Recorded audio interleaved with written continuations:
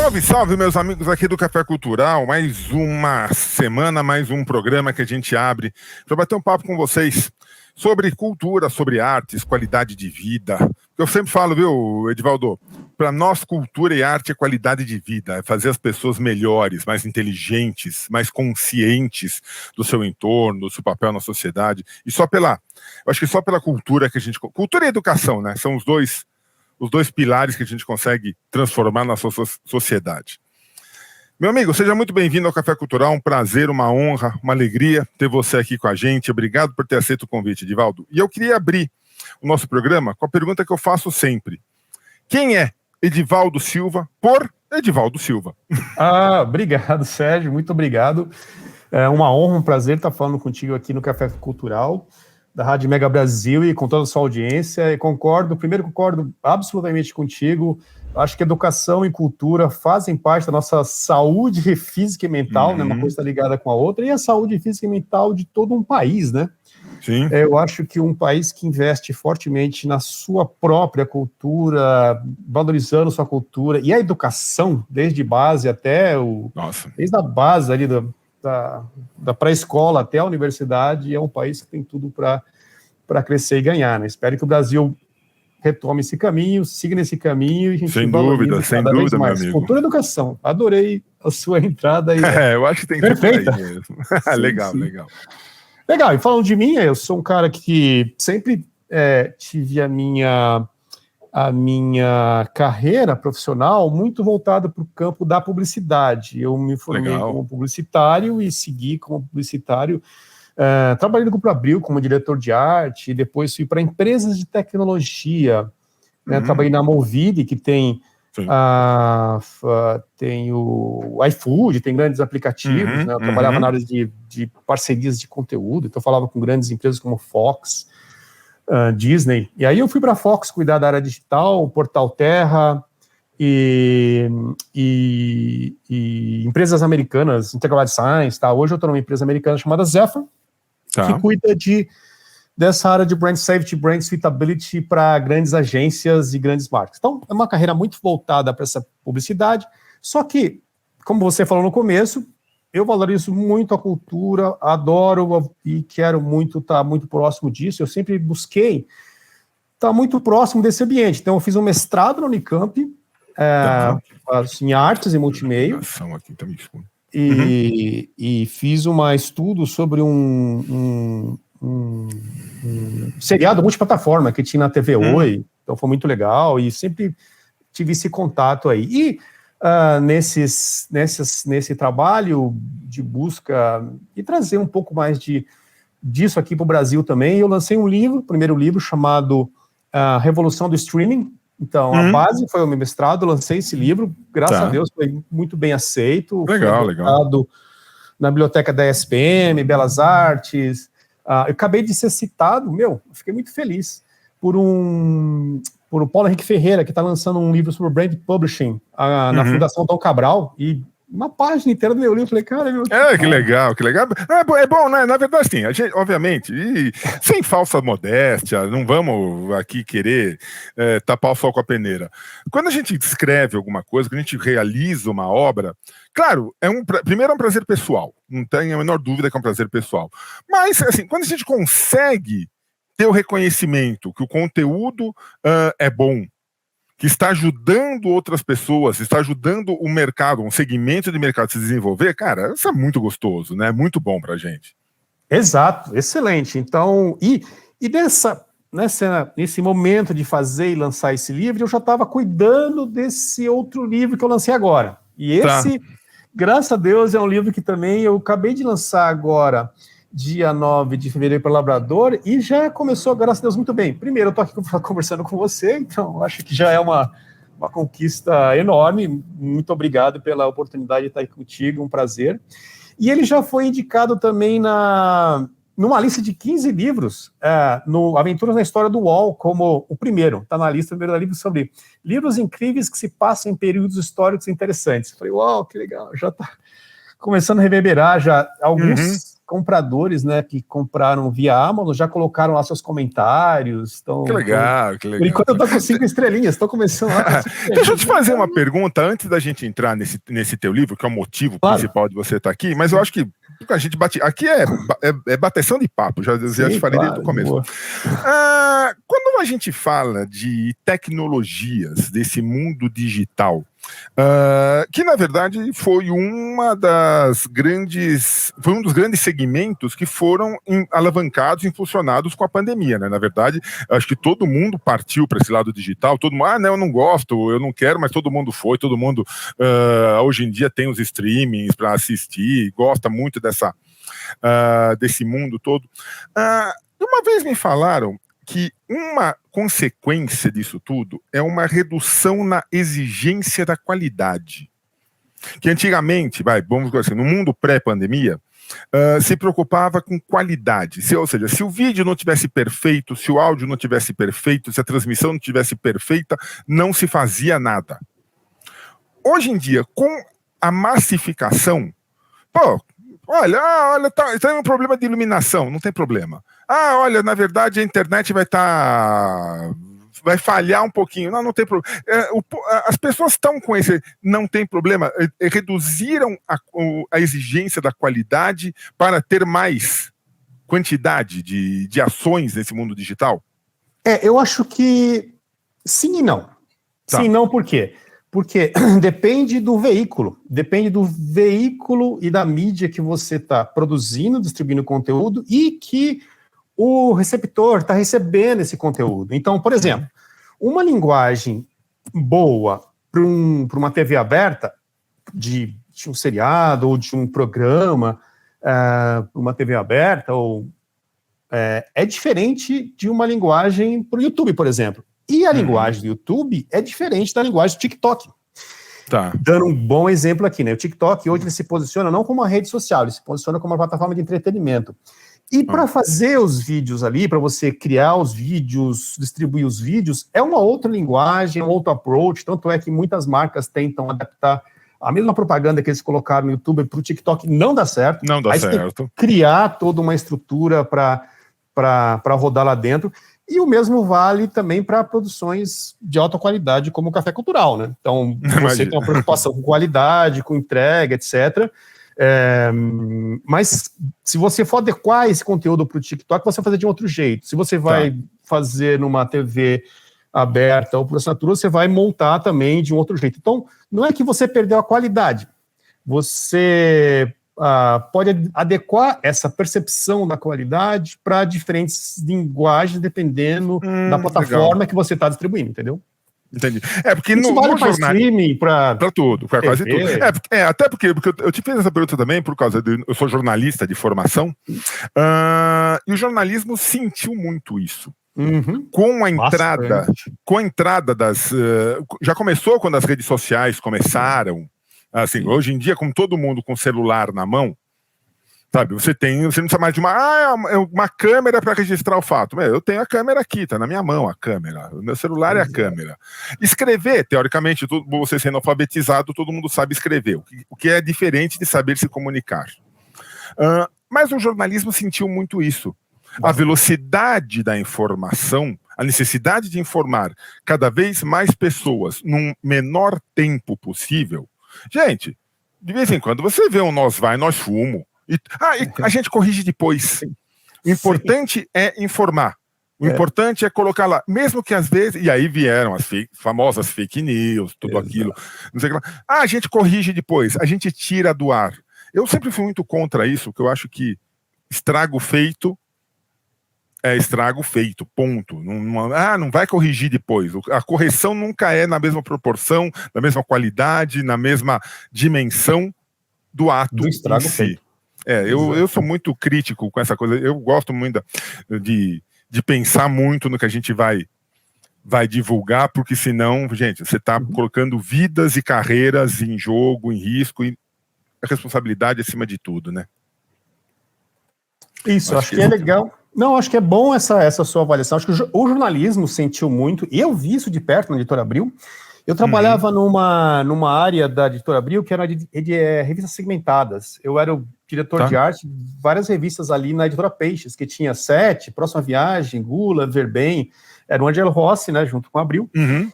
E eu acho que o jornalismo tradicional sentiu muito aqueles que não souberam se adaptar a essa nova realidade. Então, eu quero dar meus parabéns a você, Sérgio, porque você é um jornalista que está totalmente antenado, participando do Café, pilotando, né? Do Café Cultural, numa rádio online de grande alcance. Então, você entrou nesse mundo, e você está pilotando um programa de altíssima qualidade. Mas muita gente não conseguiu. Muita gente ficou muito aferrada ao papel, aquela coisa mais tradicional, não soube fazer. Não só pessoas, grandes grupos como o Grupo Abril. Cara, o Grupo Abril, para mim, foi uma escola de jornalismo. Foi assim, uma escola de tudo. Hoje, com todo respeito aos profissionais que trabalham lá, é uma tremenda empresa, mas não é nem... Era uma coisa muito... E a Abril investiu muito nessa área digital. Ela teve a oportunidade de ser sócia do UOL, por exemplo. E foi perdendo oportunidades. Por quê? Porque todo o pensamento aqui do board, totalmente voltado para o impresso. Não souberam se adaptar. Eu acho que não adianta você... Não, eu tenho investimento no mundo digital, não adianta. Se a cultura da empresa não linguagem, a cultura, se adaptou... Não adianta, cara, não adianta, porque você pode jogar milhões em ações, em tecnologias, em fatos, você vai estar jogando milhões fora. Não tem como. Se você não tem o board, os diretores, o pessoal do marketing, os diretores de redação, olhando para isso com carinho e sabendo aproveitar, você não consegue. Mas tem grandes exemplos de empresas que conseguiram se adequar, e conseguiram trazer bons resultados, assinatura, sei lá, New York Times, tem várias empresas que souberam fazer esse caminho de adequação para a própria Globo. Ela sofreu um baque, mas ela conseguiu se reorganizar. Se posicionar. Acho que ela se posicionou nesse mundo. Streaming, no mundo digital. Aliás, streaming é uma loucura, né, cara? É uma loucura streaming. Hoje em dia, e assim, eu não conheço hoje uma pessoa que assine uma plataforma de streaming. Ou, quer dizer, você tem todas, e aqui a gente pode falar marca, não tem nenhum problema. Eu tenho Netflix, tenho a Prime Video, tenho a Globoplay, tenho o Disney Plus, tenho não sei qual Plus, o Star Plus. Porque, gente, e se surge mais alguma, você vai atrás. E aí de repente você vê o mesmo filme, o mesmo conteúdo, tá em 2, 3.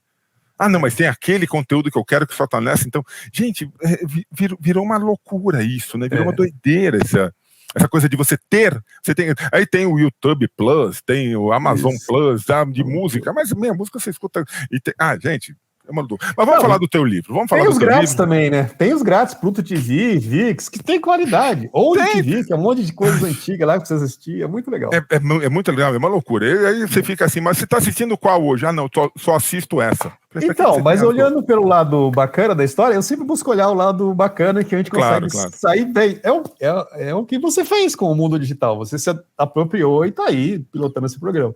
Olhando pelo lado positivo disso tudo, são mais canais de distribuições para conteúdo nacional, para conteúdo brasileiro. Então, tem muito seriado que a gente vê na Netflix, por exemplo, ou agora na Amazon Plus, ou indo para outros streamings, que não teriam espaço na TV, nem no SBT, nem no Globo, nem TV. Não. Se fosse contar nas TVs abertas, são documentários, são seriados produzidos com altíssima qualidade aqui no Brasil. Então, eu acho que isso é uma coisa boa para o mercado, para o nosso mercado de jornalismo, publicidade, audiovisual.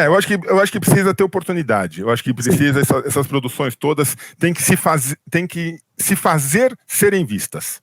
Exato. Não adianta estar no meio lá e de repente, mas eu não vi, não. Divulga, fala. Exato, só os amiguinhos ali da faculdade. A minha mãe viu. Do boteco, não?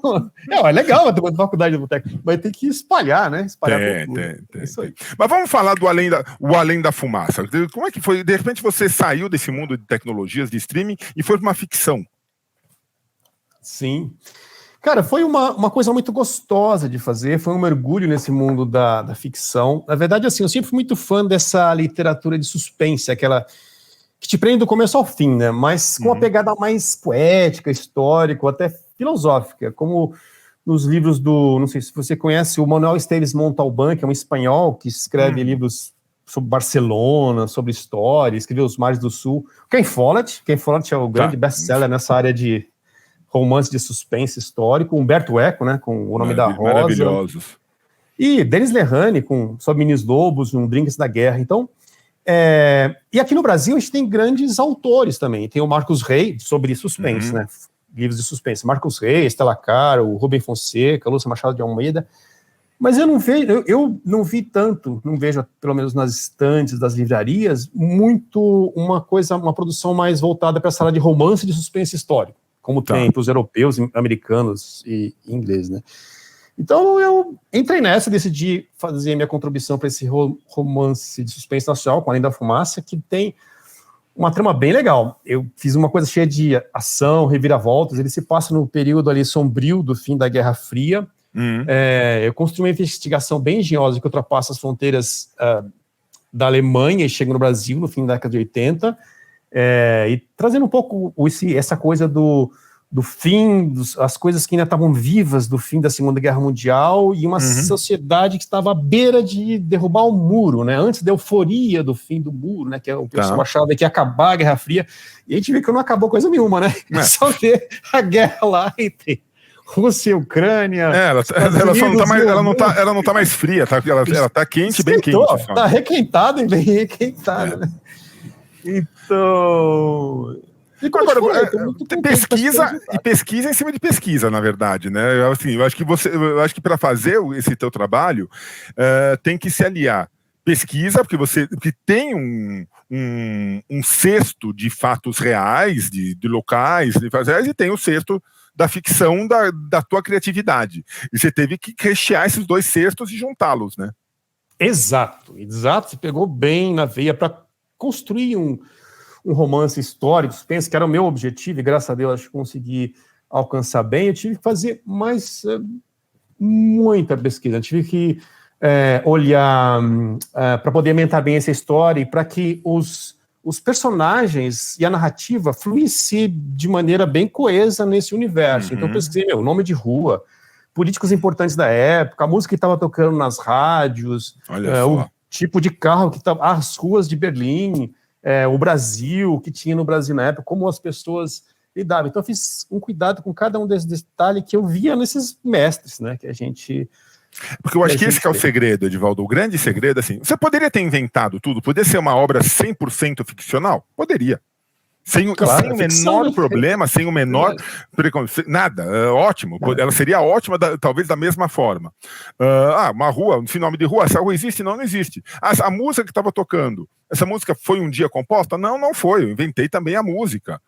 Quer dizer, não teria problema nenhum, mas a partir do momento que você coloca elementos da realidade na sua trama ficcional, você começa a gerar reconhecimento. A pessoa que está lendo, que conhece um pouco da história, ela vai falar, poxa vida, essa música existe.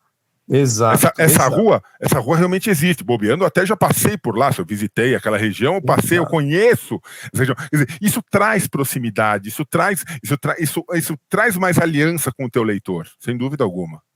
Exato. Então, por exemplo, o Bruno, que é o personagem central da história, um taxista de Berlim, que vive em Berlim em 1987, e daqui a pouco posso falar um pouquinho da trama, mas só para você entender o contexto. Ele, sei lá, tá ouvindo rádio, aí tem uma notícia no rádio de um político alemão que estava acontecendo alguma coisa e tinha a ver com essa coisa ainda meio que remanescente ali da Segunda Guerra. Então, que era um político que veio desse mundo. Então, era assim, tem uma notícia de rádio. E aí eu tive que pesquisar o que estava rolando nas rádios, então, tudo para fazer uma ambientação. E aí, até voltando um pouquinho para o que você falou, tem um amigo meu, Sérgio Túlio Caldas, que é um jornalista muito bom, trabalhou na Abril também, hoje ele escreve bastante sobre viagem, né, viagens e turismo, aventura. E ele falou, Ed, você pegou bem o ambiente, porque ele morou na Alemanha um tempo, e tudo isso, as coisas que eu falava no livro, né, dos filhos do nazismo, não os filhos do nazismo como uma coisa assim, que são nazistas, não, mas sentiam isso, né, que sentiram essa guerra entre os soviéticos, tal, eu transformei tudo isso num tom humano. Então, busquei sempre criar uma coisa mais humana para esses fatos históricos e se aproximar da realidade. Para quê? mesmo quem não conhece Berlim, mesmo quem não viveu em São Paulo na década de 80, tem essa sacada, se sinta dentro desse ambiente onde os personagens andam, porque os personagens, eles não são personagens históricos. Eu não estou falando do, sei lá, do Ronald Reagan, do Gorbachev, não, nenhum desses, eu estou falando de personagens de ficção que com uma trama bastante elaborada, mas dentro de um ambiente real, do mundo real. Então foi uma intersecção aí, né, esses mundos. Bem legal. E nisso de colocar pitadas de realidade no teu livro, aonde que entrou o Edivaldo? Tem algum personagem, alguma personagem, tem alguma trama que você falou, não, aqui eu vou me colocar? Eu acho que ele está mais na essência do livro e algumas coisas muito legais. Por exemplo, eu adoro tocar piano, mas eu não sou pianista e eu não tenho como fazer isso, eu tenho uma outra vida. E o personagem é um taxista que é músico e tem um piano na sala. Tá. E tenta tocar ali e tal, fazer o piano. Legal, aí, legal isso, legal. Exato, eu falei, eu vou deixar de trazer coisas também que são próximas da minha realidade, como eu pensaria isso, né?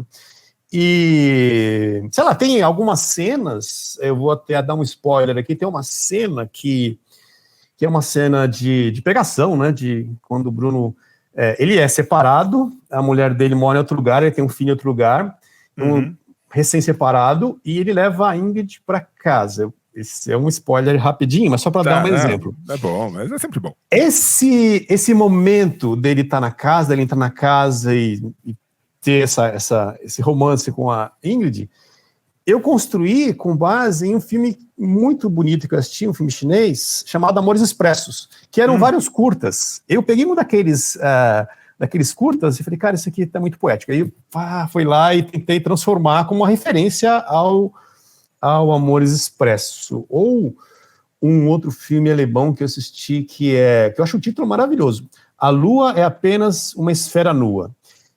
E aí eu fui colocando pitadas disso no texto, assim. Então acho que ele tá no meio, eu não diria que um personagem só, né, mas acho que eu busquei colocar essas referências minhas dentro do livro. Eu acho que esse que é o ponto, Edivaldo. Assim, é impossível você escrever sem colocar referências pessoais. Não tem como. É impossível.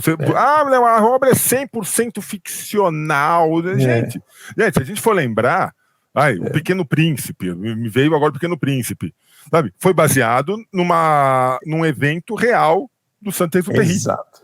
Sabe? Ele encontrou um menino, gente, mas ele teve um acidente, o avião dele caiu no deserto. A partir daquilo que ele criou. Ou seja, eu acho impossível, por mais ficcional que seja a obra, por mais fantasiosa que seja a obra, você não consegue abstrair 100% da sua realidade, da sua experiência de vida. Porque a hora que você espreme a história, sai o autor. Sai o criador. Não tem como. Bela imagem, hein? Gostei. Muito perfeito. Muito bom, Sérgio. Acho que é isso mesmo. Acho que tudo tem a ver com nossas referências, né? Antes de sermos escritores, nós somos leitores e nós temos nossa vida, né? Eu acho que o que você falou tem muito a ver. As histórias, acho que isso é uma coisa que o Stephen King fala no livro dele sobre a escrita, que é um livro maravilhoso para quem quer entrar nesse mundo da ficção, de escrever, de dar seus primeiros passos. Acho que é uma boa referência. E o Stephen King, ele explica nesse livro que todas as histórias dele se basearam em histórias reais. Mesmo o Carrie Estranha era uma menina que sofria bullying quando ele fazia colégio. Então aí disso ele ampliou e fez virar uma ficção. Tá, legal. E todos eles ele dá exemplo. No meu livro mesmo, Além da Fumaça, na verdade, assim, eu toco um piano iniciante, né, intermediário, mas a história desse livro, o personagem Bruno, ele nasceu de um professor de trompete que eu tinha. Antes de tocar piano, eu fui tentar tocar trompete. Legal. E esse professor de trompete, ele era taxista. Então ele era músico, que era o sonho dele, tocava na noite, dava aula, mas ele rodava de táxi pela cidade para ganhar o ganha-pão dele. E tinha um filho que morava em Salvador com a mãe. Então a história do Bruno, velho. Tá. E aí eu transformei isso num conto, eu coloquei esse taxista dando carona para uma imigrante angolana, e tá meio chovendo, aí a angolana conta para ele a história de Leviaçô, que é o deus do arco-íris, mas um conto bonito, mas ainda faltava alguma coisa. E aí que eu decidi mudar tudo e transformar numa obra voltada para o suspense histórico. Ele já não era mais de Salvador, era de Berlim, no fim dos anos 80. Muito show. Transformei tudo. Então, uma história real. O próprio período, né, Edivaldo? Acho que o próprio período, para você, imagino, os anos 80, a década de 80, deve ter sido marcante. Alguma coisa deve ter te marcado para você escolher esse período. Exato. Você poderia ter falado assim, não, quero fazer final da Primeira Guerra, quero fazer época colonial, mas o porquê você escolheu os anos 80, que é uma coisa muito legal, sim, deve para você ter um significado. Sei lá se você algum dia até pensou nisso ou não, sei lá, estamos fazendo quase que análise aqui. Faz sentido, eu acho que... Não, faz todo sentido, tem um significado, porque é o ano 87, e, cara, era minha adolescência, né? Começando ali a ler bastante. Caio Fernando Abreu lançou Morangos Mofados em 87, é um livro maravilhoso. Sim, sim. E eu fazia parte de todos esses movimentos culturais. Para mim foi muito bacana resgatar um pouco dessa época, né? Que é o fim dos anos 80, na verdade, né? E começo dos anos 90, eu falo do fim dos anos 80, que é 87, onde muitas dessas coisas aconteceram, né? E era mais ou menos, acho que era minha adolescência, né? Então, tudo muito novo. Então, foi bom resgatar essa época. E também escolhi esse período exatamente por esse momento que a gente está vivendo, né? Então, eu achei que fazia sentido colocar nesse período por esse momento que a gente está vivendo, não só no Brasil, mas no mundo inteiro, que essa coisa da polarização, de uma Guerra Fria, né, do mundo se dividindo, voltando a ser bem polarizado e tal. Então eu quis fazer um eco com o que a gente vive hoje, como ali é meio que o embrião do que a gente vive hoje, em termos de polarização a nível global, nos Estados Unidos. Porque a história é pulsante, né? A história é pulsante. Você vê, nessa época, final dos anos 80, década de 90, era uma época de polarização. Nós vivemos depois uma era de globalização muito forte. Sabe? Aí veio a União Europeia, veio o Mercosul, economias unidas, aquela coisa. E nós vivemos atualmente num novo momento de polarizações. Exato. Em quase todos os sentidos. Se fechando. Fronteiras se fechando, as uniões já não estão mais dando muito certo, não quero mais estar junto com você. E daqui a, sei lá, 10, 15, 20 anos, nós vamos voltar a viver um momento de globalização, de união, porque a história é pulsante, ela é um pulmão. Sabe? E o pulmão tem expansão e contração, não tem como, gente. Isso é história, basta viver um pouco, você sabe. Edivaldo, como é que foi a produção do livro? Porque eu gosto muito de ressaltar aqui que, obviamente, o autor é o protagonista da história daquele produto.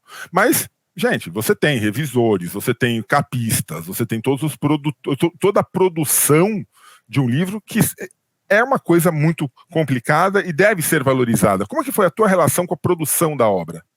Foi muito intensa e, graças a Deus, a editora Labrador, que foi a editora que publicou esse livro, né, que publica esse livro, foi muito, muito competente em todos os pontos. A capa tá exatamente o astral do livro, que é o táxi passando em Berlim, a Berlim no fundo, uma coisa meio de mistério. Os dois no carro, ficou muito legal, assim, uma capa meio de livro histórico de suspense, mas também o projeto gráfico todo ele remete aos livros dos anos 90, do começo dos 90. Então eles fizeram uma pesquisa de tipologia para ficar uma leitura gostosa, porque é uma leitura ágil, né? Eu fiz um diálogo, fiz uma leitura ágil, mas ficou uma coisa bem gostosa a produção gráfica. E na parte do texto, cara, passou pela revisão, e a revisão viu coisa pra caramba que corrigia, arrumei. Gente, é fora do normal isso. Cara, é fora do normal. Você se esmera na redação. Não, passa o corretor do Word. Não, tá perfeito. Tá perfeito. Exato. O primeiro revisor, na primeira linha, já acha 2 erros, né? Acha coisa pra caramba. E aí a revisão arrumou muita coisa, arrumou tudo, né? Arrumou tudo. A gente fez muita revisão, até a prova final a gente revisou. E a editora Pamela, ela olhava coisas do texto, do estilo, coerência, por exemplo, chegaram os dois alemães... Eu acho que esse é o grande papel. O grande papel da edição é esse. É a coerência de toda a trama, de toda a história. Perfeito. Que faça sentido e coisas que... Por exemplo, eu vou dar um exemplo aqui, que ela pegou muitas coisas que eu acabei arrumando e ficou redondinho. Uhum. São dois alemães que vêm aqui para o Brasil e vem o Bruno com a filha da Ingrid. Tá. E aí, chego no Brasil e falo, nossa, São Paulo, né? São Paulo é frio. São Paulo está muito frio, não sei o quê, não sei o quê. Aí, em alguma outra cena lá, a filha da Ingrid, a Amanda, tá de shortinho, porque tá calor. Ela falou, pô, peraí. Ou tá frio ou ela tá de shortinho. Ok que o frio de São Paulo, para quem nasceu na Alemanha, não é frio. Ela até poderia estar, mas vamos acertar isso. Essa é a função. Era calor, era verão em São Paulo. E é bom que seja calor, porque os alemães estavam suando. Isso fazia parte da percepção do europeu aqui em São Paulo. Então aquela frase que eu coloquei lá que tava fria, porque na minha cabeça, São Paulo, frio, tava inverno. Você vê, às vezes o autor tem essas... Mas, cara, é o editor que pega, é o editor que vai olhar e vai... Exato, por isso que precisa, entendeu? Eu acho que assim, nada contra, você quer escrever teu livro, quer editar, quer revisar, quer fazer a capa, quer soltar de forma autônoma, legal, cara, assim, mas temos que valorizar, a gente tem que valorizar, sabe, todo esse bastidor do livro. Total. Que senão, gente, isso torna a história melhor. Edição, tudo é muito importante no objeto livro. Acho que tem até uma história interessante do novo CEO da Barnes & Noble. Essa é uma história que eu acho linda. Cara, a Barnes & Noble é uma das mais antigas livrarias do mundo, famosíssima nos Estados Unidos, acho que tem na Europa também, mas ela é americana, e ela dominava os Estados Unidos. Aí com a Amazon e as livrarias online, ela perdeu muito espaço, e tentou virar café, o café não deu certo, tentou de tudo e não deu certo. Eles contrataram um novo CEO, e qual que foi a premissa para contratar esse CEO, e que deu muito certo? Eles contrataram alguém que amava livro, que ama livro, que ama o processo de fazer livro e o livro. E o que ele fez? Ele valorizou o livro. Então, ele parou de aceitar dinheiro das editoras para colocar um livro em destaque. Ele falou, cara de promoção de leve 3 e pague 1 e leve 3. Não, vamos fazer uma coisa bem bacana. Voltou a crescer. Aí a Barnes & Noble voltou a crescer porque teve um cara que ama livro, valoriza a produção e colocou tudo isso. Então, Barnes & Noble voltou a crescer, voltou a ter bastante visitação. Eu acho que é uma boa notícia para nós. Serve de exemplo para os editores, para as livrarias brasileiras. Foi um cara que fez o quê? Falou assim, qual é o nosso negócio? Nosso negócio é dar café? Livro. Não é nosso dar negócio café. Não é livro? Nosso negócio é livro. Assim, ok. Nossa, dar desconto? Não é dar desconto. Se o negócio livro não for mais um mercado, aí a gente fecha a porta. É preferível fechar a porta. Agora, nosso negócio não é dar desconto, não é dar café, não é... A gente pode fazer tudo isso, mas o foco do nosso negócio é o livro. O livro, então, aí... o livro bem feito, né? Entregue. Então, acho que até voltando um pouquinho para o que você falou, eu acho que, como você falou, é bom também quando você faz uma produção independente, monta e larga, você testa e vê o que rola. De novo, respeitando as diferentes veículos, mídias e como você entrega o seu produto. Mas eu acho que, no meu caso, como eu queria fazer uma coisa muito bem redondinha, tinha que passar por uma editora, tinha que passar por todo esse trabalho de revisão, porque eu acho que é o mais legal, e acho que é um caminho bom para quem quer seguir aí escrevendo. Sem dúvida alguma. Meu amigo, infelizmente nosso tempo é curto. E a gente fala 30, 40 minutos. Mas, gente, passa rápido demais. Vocês não têm ideia de como passa rápido esse negócio. Como que as pessoas... Vamos falar primeiro do livro. Como que as pessoas encontram o Além da Fumaça? Então, o Além da Fumaça, de Edivaldo Silva, você pode encontrar nas principais livrarias aí perto da sua casa, Martins Fontes, Drummond, Livraria Cultura, você pode encontrar ou encomendar se não estiver lá. E você pode comprar também nas livrarias online. Tem na Amazon, na Martins Fontes, na Loyola, tem na Loyola, na Estante Virtual, ou até mesmo nos e-commerce, Magalu, Mercado Livre. Então, na internet você encontra fácil, pode comprar. Maravilha. E nas livrarias também. Tá. E quem quiser bater um papo com o Edivaldo Silva, quem quiser conversar contigo, conhecer o teu trabalho, trocar uma ideia sobre o livro, sobre tua produção, como que encontra o Edivaldo Silva nesse mundão sem fronteira? Então, tem meu Instagram, Edivaldo Lino Silva, meu Instagram. Tem o meu Facebook, Edivaldo Silva. Tem o LinkedIn, lá Edivaldo Silva, é fácil de achar também. E tem o meu e-mail, se alguém quiser mandar e-mail e trocar ideias sobre literatura, Edivaldo Acir, com CR, ACIR, número 1, @gmail.com. E é legal. E eu acho legal essa troca de experiências, eu acho legal, sabe? A gente fez um bate-papo aqui rapidíssimo, mas às vezes a pessoa lê o livro, tem uma visão diferente, dá para bater um papo contigo. Eu acho que é legal esse retorno que o público dá para o autor, o contato do autor com o livro é sempre fantástico. Edivaldo, queria agradecer. Tem uma página no Facebook do livro, que a editora fez. Que legal, olha, então, que legal. Tá tudo lá. Tá tudo lá. Boa. Que maravilha. É só procurar Além da Fumaça no Facebook, acho que vai até mais fácil. Vai até mais fácil, verdade. Meu amigo, queria agradecer demais a tua presença aqui, foi muito agradável, tenho a plena certeza disso. E, Edivaldo, tendo novidades, tendo novas ideias, tendo novas obras, querendo falar sobre literatura, querendo falar sobre streaming, falar, não, vamos bater um papo dessa vez sobre tal coisa. Mídias digitais. Mídias digitais, fantástico. Entre em contato com a gente, aí tenha certeza, você vir tomar um café com a gente aqui vai ser sempre portas abertas para ti, tenha plena certeza disso. Muito obrigado, Sérgio, um prazer falar contigo e com a sua audiência. Legal. E a você que acompanhou mais essa edição aqui do Café Cultural, meu sempre abraço, muito obrigado. Semana que vem a gente volta com mais um bate-papo, tenho certeza, tão agradável como foi esse. Abraço, valeu, Edivaldo, obrigado, até mais.